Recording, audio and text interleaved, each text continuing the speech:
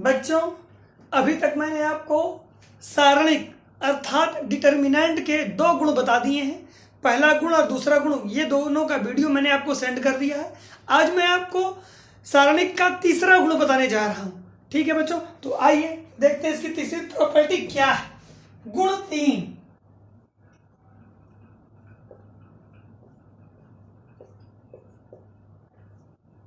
बच्चों, मैं प्रॉपर्टी लिख भी दे रहा हूं और समझा भी दे रहा हूं, ध्यान से सुनिएगा मेरी बात को।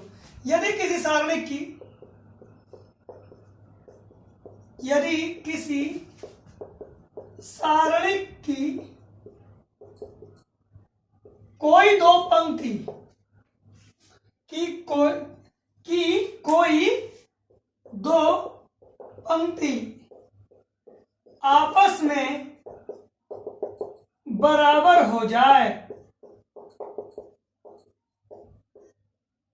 अथवा कोई दो स्तंभ आपस में बराबर हो जाए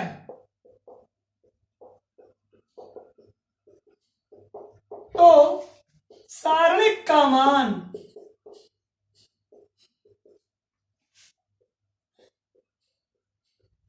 शून्य हो जाता है।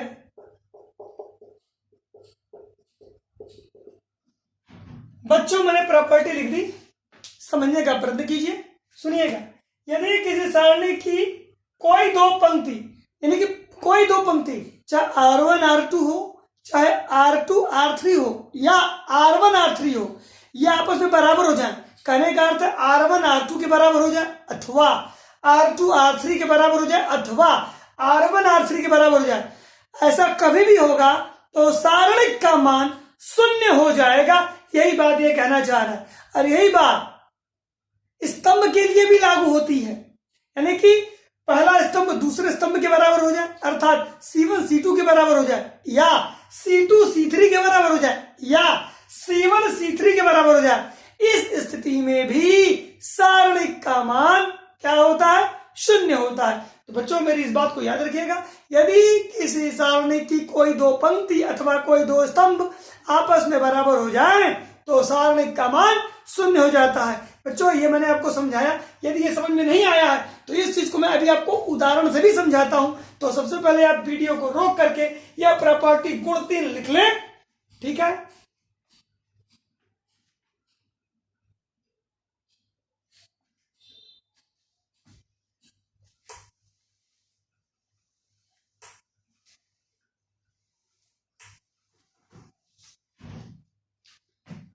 देखिए बच्चों, इसका मैं एग्जांपल आपको बता रहा हूं, उधर देखिएगा।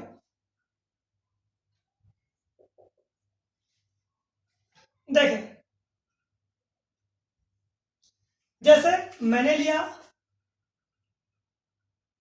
3 2 4, फिर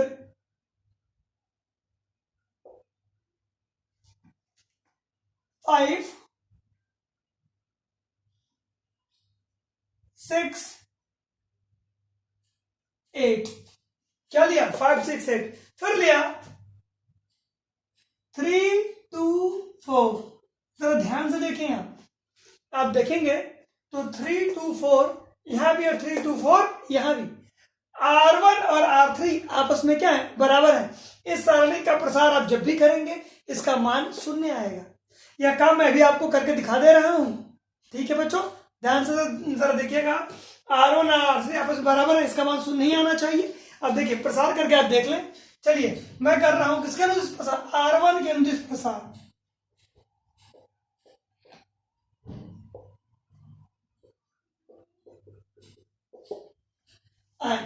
+3 ब्रैकेट -2 ब्रैकेट +4, और क्या? ब्रैकेट। जैसा मैंने आपको बताया, एक बार प्लस लेते हैं, एक बार माइनस लेते हैं, एक बार प्लस लेते हैं। प्लस लेंगे आप +3 तो इसकी पंक्ति कट गई, इसका स्तंभ कट गया, इसकी पंक्ति इसका स्तंभ कट गया। देखिए, गुणा करें 6 चौक 24 और 2 8 16, तो ये हो जाएगा 24 - 16। जब 2 लेंगे बच्चों यहां से, ये ऐसे कट जाएगा, देख रहे हैं आप। तो 5 चौक का 20 और 8 3 का 24। और यहां देख लें आप, जब ये मैं 4 लूंगा तो ये कट जाएगा इस तरीके से, 5 दूना 10 और 3 चौक 18। देखिए बच्चों ये कितना आया, 3 ब्रैकेट में 24 में से 16 घटाएं 8 बच जाएगा बच्चों। ये यहां से देखिए -4 बचेगा बच्चों, +4 यहां पर बच जाएगा कितना, -8। अब देखिए 8 3 का 24, ये माइनस को प्लस कर देगा, +4 दूना 8 -8 चौक 32। और आप देखें जरा यहाँ 24 में आप 8 जोड़ दें क्या आ जाएगा, 32 - 32 कितना आया, 0 आया। शायद आपको बोर्ड पर ये दिख भी रहा हो। चलिए 32 - 32 दिख रहा है बच्चों आपको, लेकिन नीचे का 0 नहीं दिख रहा है। आइए अभी मैं इसको भी दिखा देता हूं। देखिए बच्चों यहां से ये कितना आया, मैं फिर से लिख देता हूं, 8 3 का 24 माइनस ये प्लस हो जाएगा, 4 दूना 8 और ये -8 चौक 32। तो ये हमारा हो गया 32 - 32 कितना आ गया, 0 आ गया। तो बच्चों चलिए दिख रहा है आपको, 0 आ गया। कहने का अर्थ है, देखें ये सारणिक देखें, R1 और R3 आपस में बराबर था। इसको जब भी प्रसार करेंगे तो ये क्या प्राप्त होगा, शून्य प्राप्त होगा। तो बच्चों मैं उम्मीद करता हूं कि यह प्रॉपर्टी आपको समझ में आ गई होगी। ठीक, ऐसी स्थिति कभी भी बने, मैं आपसे एक बात यह कहना चाहता हूं कि आपको प्रसार करने की कोई आवश्यकता नहीं है। आप डायरेक्ट लिखें, इसका मान क्या होगा, 0 होगा। कैसे लिखेंगे और मैं दूसरे एग्जाम्पल में आपको समझाता हूं, तब तक आप वीडियो को रोक करके इसे नोट कर लें आप।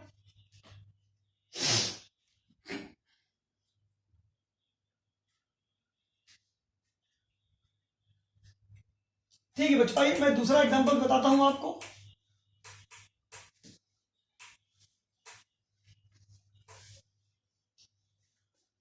देखिए बच्चों, जैसे कि आपके सामने ये दे दिया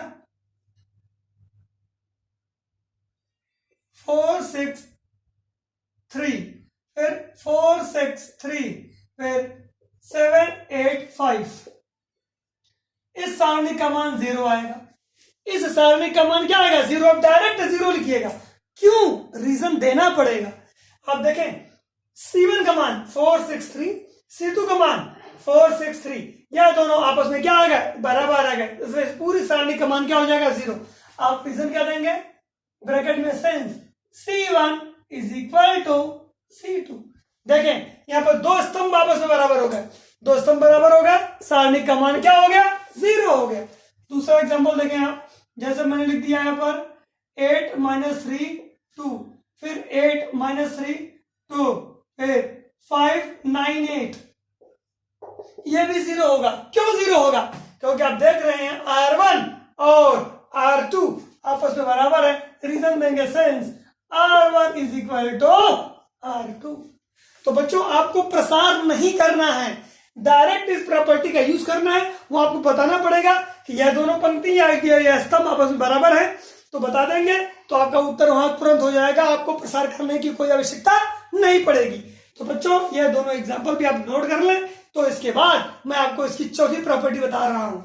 ठीक है, इसको भी वीडियो को रोक के बच्चों आप नोट करें।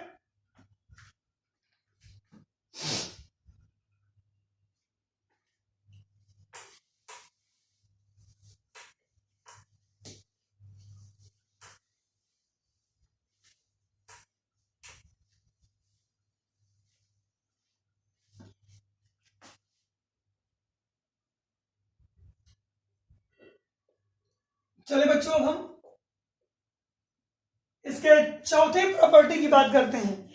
इसकी चौथी प्रॉपर्टी क्या है, एक बार मैं आपको बोर्ड पर लिख दे रहा हूं, दूसरी बार मैं आपको उसके एग्जाम्पल से उसको समझा दूंगा।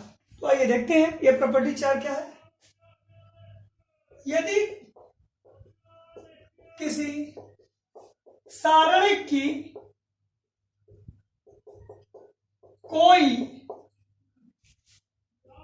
एक पंक्ति अथवा स्तंभ में किसी स्तंभ में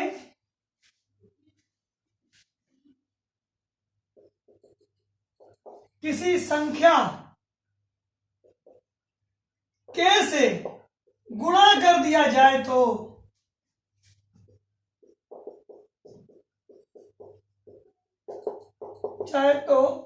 सारणिक का मान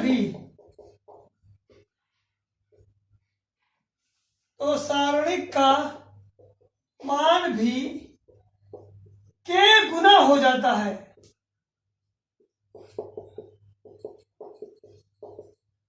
बच्चों साथ मैंने जो लिखा मैं इसको एक बार और पढ़ रहा हूं, फिर समझा रहा हूं, फिर एग्जाम्पल से समझाऊंगा।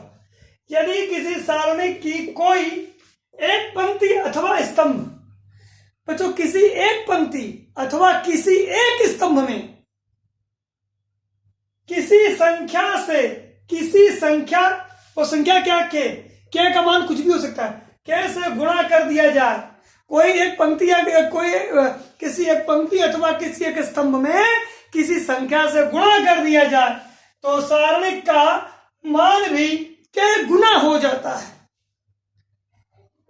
ठीक बच्चों, मैं समझाना चाह रहा हूं आपको अभी एक एग्जांपल से, तो आप मेरे हिसाब से आप अच्छे से समझ जाएंगे।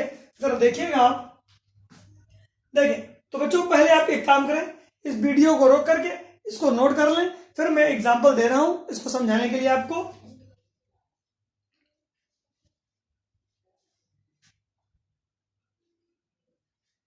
ठीक है बच्चों, अब मैं आगे बढ़ता हूं एग्जांपल की ओर।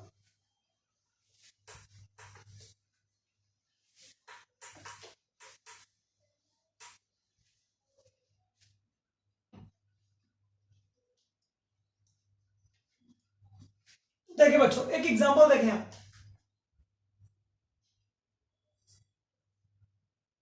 एग्जांपल 1 आप देखें, एक सारणी दिया है,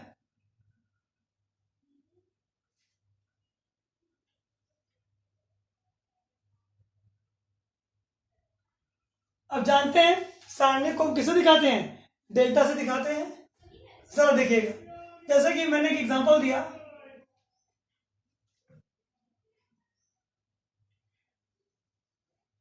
फाइव 2 1, फिर 3 4 2, फिर 2 3 5। जरा आप इसको देखें, आप एक बार ध्यान से देखें, मैं इसको एक एग्जांपल से आपको समझाने का प्रयत्न कर रहा हूं, जरा समझे आप इसे। मैंने एक सारणी लिख दिया, मैंने किया क्या, इस सारणिक का मैंने मान निकाल लिया, इसे हल कर लिया, प्रसार कर दिया। आइए मैं इसका प्रसार कर देता हूं, +5 ब्रैकेट अब जानते हैं, -2 ब्रैकेट अब जानते हैं, +1 ब्रैकेट आप जानते हैं।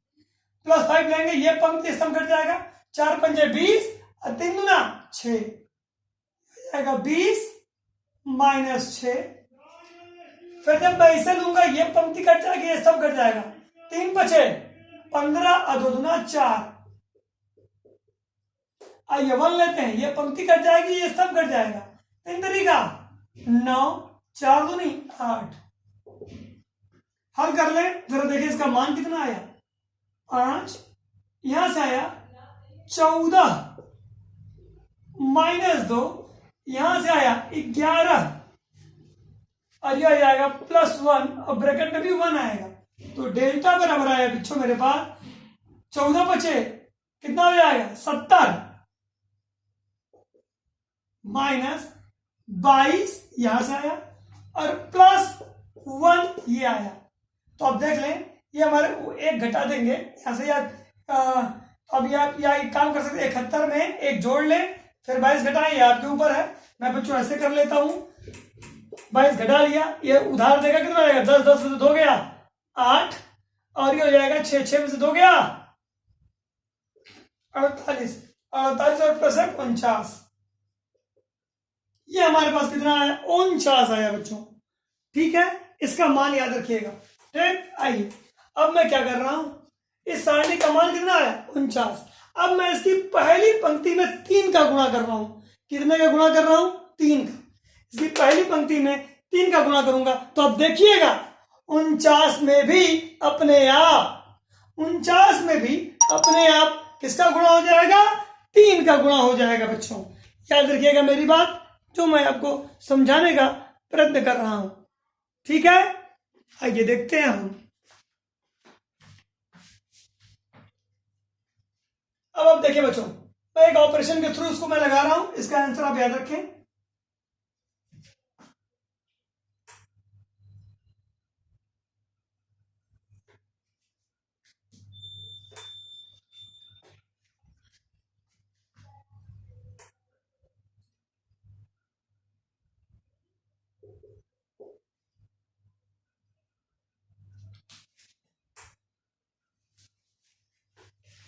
देखिए बच्चों, मैं इसी क्वेश्चन को यहां लिख रहा हूं।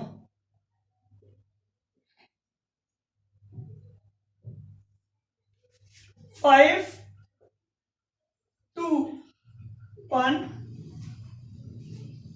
3 4 2 और 2 3 5।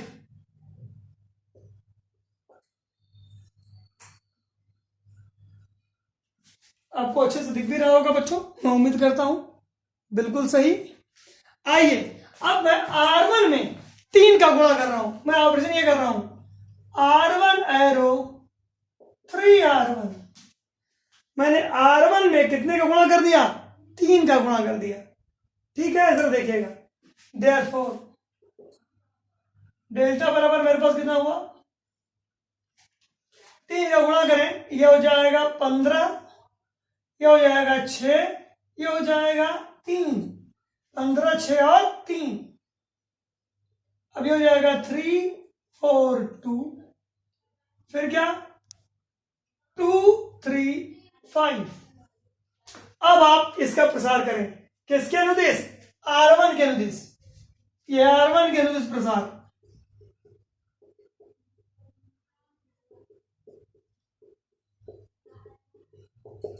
चलिए करके देखें आप। 15 ब्रैकेट -6 ब्रैकेट +3 और क्या ब्रैकेट। आइए मैं मान निकालता हूं 20 माइनस कितना हो जाएगा ये 6। 20 माइनस 6, यहां देखें 15 - 4 जैसे था, और यहां देखें 9 - 8 कितना आया डेल्टा 15। यहां देखें 20 में से 6 14 -6, यहां देखें 15 में से 4 11 +3 और यहां 1 आया। आप हल कर लें, डेल्टा बराबर आप बच्चों 14 में 15 में गुणा करके दे सकते हैं कितना आएगा, ठीक है। 15 चौका 60, अब 15 एक कम 15 में 6 जोड़ देंगे 210 आएगा, -66 +3, तो आप +3 घटा दें, डेल्टा बराबर 210 -63। 63 को घटाएं, 10 में से 3 गया, कितना बचेगा ये बच्चों 7, ठीक। और ये हो जाएगा 10 में से जो ये उधार दे देगा और 6 गया, ये कितना हो जाएगा 3 बच जाएगा, ठीक। और 100 कितना आया 139, और 139 जरा 49 में आप 3 का गुणा करें, या 49 में 3 का गुणा करें कितना आएगा 9 3 27 को 7 हाथ में दो, 4 3 12 13 14 लगता बच्चों यहाँ 4 आएगा, सॉरी क्योंकि एक उधार देगा ये हो जाएगा 10 में से 3 के 7, ये हो जाएगा 10 हो जाएगा बच्चों, ये 0 हो जाएगा, 0 में से 6 जाएगा 4, तो ये गुणा कर लें 9 3 27 को 7 हाथ में आया कितना 2 और 4 3 12 12 13 14 147। तो आप 147 को ऐसे तोड़ सकते हैं, देखिए जरा डेल्टा बराबर, आप इसको तोड़ सकते हैं, 3 × 49। शायद आपको दिख भी रहा हो, नहीं दिख रहा है कोई टेंशन नहीं है बच्चों, मैं थोड़ा ऊपर लिख रहा हूं। डेल्टा बराबर कितना आया, 147, और आप लिख सकते हैं 3 × 49। 147 को आप क्या लिख सकते हैं, 147 को आप लिख सकते हैं 3 × 49। बच्चों आप जरा देखें, यहां पर 49 आया था, ठीक, ये सारणी का मान, लेकिन यहां पर देखिए मैंने R1 में कितने का गुणा किया, R1 में मैंने 3 का गुणा किया, तो देखिए सारणी का मान कितना था, 49, 49 में भी किसका गुणा हो गया है, 3 का गुणा हो गया है। तो बच्चों यही इसकी दूसरी प्रॉपर्टी है। मैं उम्मीद करता हूं कि यह आपको अच्छे तरीके से समझ में आ गया होगा। ठीक है बच्चों, यहां तक आप वीडियो को रोक करके इसे आप नोट कर लें।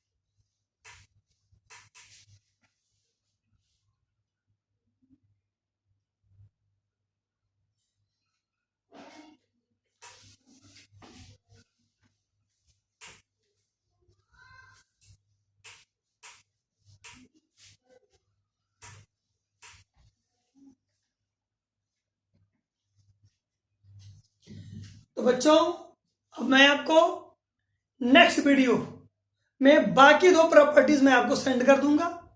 ठीक है, अभी तक मैंने बच्चों को 4 प्रॉपर्टी बताई, अभी 2 प्रॉपर्टीज और मैं बता दूंगा, तो ये हमारा पूरा खत्म हो जाएगा। ठीक है बच्चों।